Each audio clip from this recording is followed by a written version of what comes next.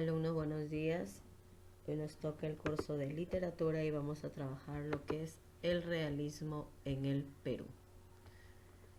Dice que en 1879 es una fecha clave en la historia peruana y tendrá, dice, consecuencias en su literatura, pues el conflicto con Chile despertará al país de su sueño de prosperidad y poder económico y lo enfrentará a su propia realidad. Agobiada por una grave crisis política y moral, la guerra con Chile hará que el país cobre trágica y dolorosamente conciencia de sí mismo.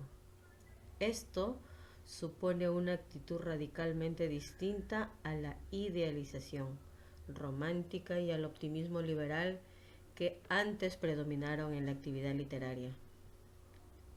El pasantismo romántico, la melancolía y la intimidad sentimental dejan de ser las principales actitudes vigentes y surge la literatura realista.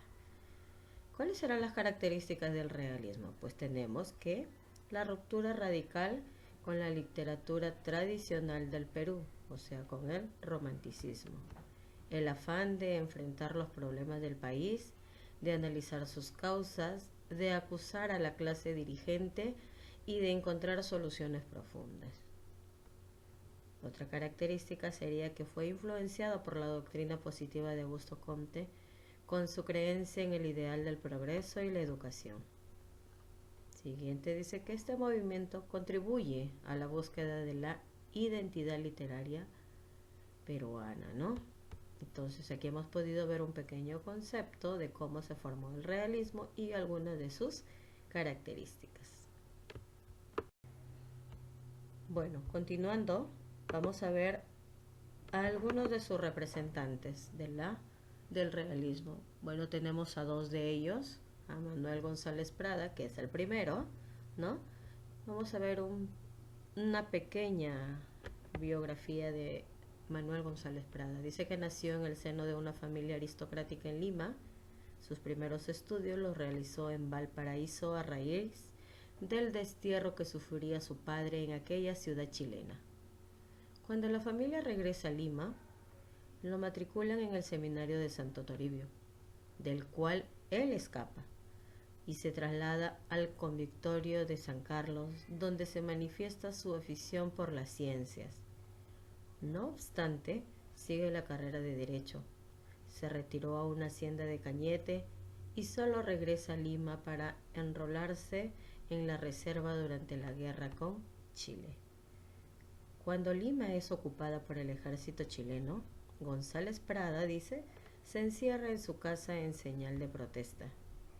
Saldrá de ella solo una vez firmada la paz, para iniciar una campaña de renovación nacional, en la cual denuncian los males y los defectos nacionales que fueron los causantes de la derrota. Es nombrado presidente del Club Literario, que luego se transforma en el Partido Unión Nacional. Luego viaja a Europa, de donde regresa en 1898 y se incorpora nuevamente a la vida intelectual del país, desplegando una intensa campaña propagandística donde anima periódicos y pronuncia discursos. En 1912 es nombrado director de la Biblioteca Nacional tras la dimisión de Ricardo Palma.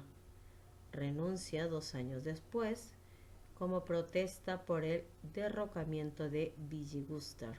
En 1916 es vuelto a nombrar en el cargo y pues obviamente llega a fallecer en el año de 1918. Ahí hemos visto una pequeña o un pequeño resumen sobre la biografía de uno de los representantes del realismo peruano.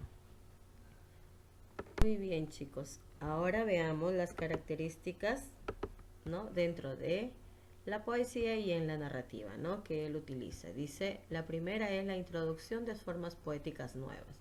Pues él se inspiró, dice, en la poesía que francesa, alemana e inglesa, y se apartó de la tradición hispánica. Así escribió que baladas, rondeles y triolets, ¿no? Ahora, la expresión del sentimiento que expresa es esencial, es de gran pureza y precisión, con un tono particular de ternura y delicadeza.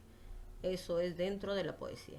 Ahora, dentro de la narrativa, sus ensayos y discursos se caracterizan por la rebeldía y la intransigencia contra todo lo establecido.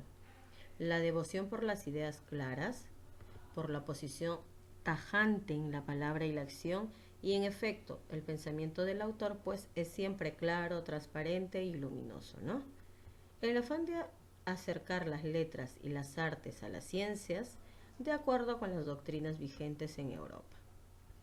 Otra característica, tenemos la preocupación por el destino nacional y por cambiar el orden social que condujo al país, ¿no?, de la derrota. Entonces aquí hemos podido ver algunas características dentro de la poesía y dentro de la narrativa. Bueno, alumnos, no solamente en el realismo encontramos pues solamente representantes varones, pues no. También encontramos mujeres. Dice que en estos años la mujer aparece con mucha fuerza en la literatura peruana, con novelistas como Mercedes Cabello de Carbonera, Clorinda Mato de Turner y Teresa González de Fanning, ¿no? Todas ellas consideradas como la primera generación de mujeres ilustradas del Perú. Y pues una de las representantes del realismo, a la cual vamos a tocar en este momento, pues es Clorinda Mato de Turner. Vamos a ver una pequeña biografía de ella, ¿no? Dice que nació en el Cusco en 1854 y falleció en Buenos Aires en 1909. Su novela Ave sin nido, que fue publicada en 1889, causó un gran escándalo y encendidas protestas, porque trata sobre dos jóvenes enamorados, Manuel y Margarita, hijos de madres indígenas, que no pueden culminar su amor al descubrir que son hermanos, porque han sido engendrados en dos indias, por el cura del pueblo de Quillac, donde ambos viven.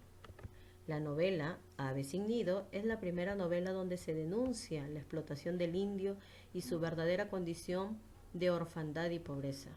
Esta novela tiene todavía algunas características románticas, pues pertenece a la escuela realista y porque no es, muestra la realidad cotidiana y pretende denunciar los vicios e injusticias del Perú en aquellos siglos, ¿no? En el siglo XIX. Bueno, ya hemos visto una pequeña biografía y también hemos visto de la novela de qué trata de Ave sin nido, entonces ahí vemos, chicos, a dos de los representantes, ¿no? A Clorinda Mato de Turner y a Manuel González Prada.